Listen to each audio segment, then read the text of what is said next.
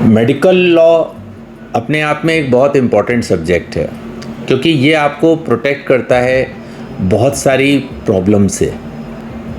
पैसा कमाना, रेपुटेशन कमाना एक तरफ है, लेकिन उस पैसे को, उस रेपुटेशन को बचाना भी उतना ही ज़रूरी है।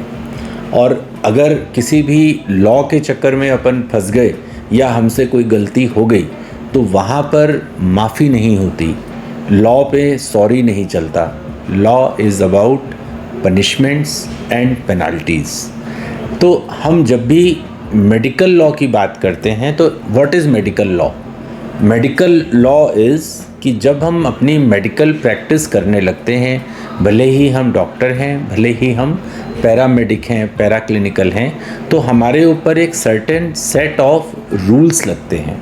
तो एक तो स्टैट्यूट्स लगते हैं जो कि पार्लियामेंट से पास होते हैं। तो वो हो गए कंज्यूमर प्रोटेक्शन एक्ट हो गए, सिविल प्रोसीजर्स एक्ट हो गए, देन हमारे ऊपर क्रिमिनल प्रोसीजर एक्ट लगते हैं। ऐसे करके बहुत सारे एक्ट्स हैं। अगर आप अपना सेंटर चला रहे हैं तो बायोमेडिकल वेस्ट है, वो लग जाएगा। आप अगर एक्सरे, सोनोग्राफी इनसे डील कर रहे हैं तो पीसीपीएनडीटी का एक्ट है, रेडिएशन के एक्ट्स हैं। तो ये सारे बहुत सारे एक्ट्स जो हैं हमारे ऊपर अपने आप ही एप्लीकेबल हो जाते हैं, नोइंगली और unknowingly, the moment you start as a practitioner. Practitioner में कोई ज़रूरी नहीं है कि आप प्राइवेट प्रैक्टिस करेंगे तभी ये लागू होंगे। It is applicable onto the government servant also. जैसे कि कंज्यूमर प्रोटेक्शन एक्ट है, तो ऑब्वियसली हॉस्पिटल जो कि गवर्नमेंट हॉस्पिटल सेटअप्स हैं वहाँ पे नहीं लगेगा, लेकिन बाकी जगहों पर तो लगेगा ही लगेगा।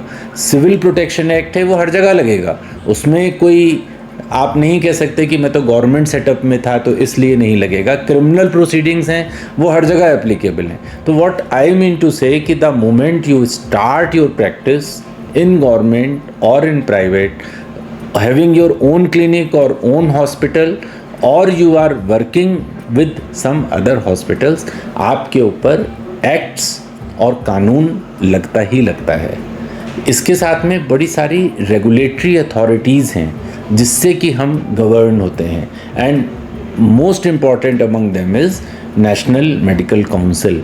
उसकी गाइडलाइंस हैं और डिटेल्ड गाइडलाइंस हैं कि एडवर्टाइजिंग डॉक्टर कैसे कर सकते हैं, डॉक्टर्स अपनी प्रैक्टिस के समय किन बातों का ध्यान रखेंगे, एथिकल और मॉरल कोड उनका क्या होना चाहिए।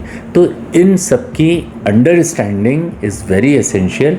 एल्स व्हाट हैपेंस कि आप मेहनत करते हैं, आप अपना बेस्ट देने की कोशिश करते हैं, पर किसी भी लॉ के अंदर अगर आप ट्रैप हो जाते हैं तो you lose your reputation, you lose a lot of money.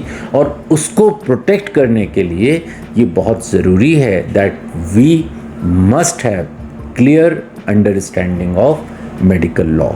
So this medipreneur X is evolved to help you to understand what are different laws applicable, what are the implications of those laws, and how you can get protected from those laws rather than getting affected from those laws. Thank you.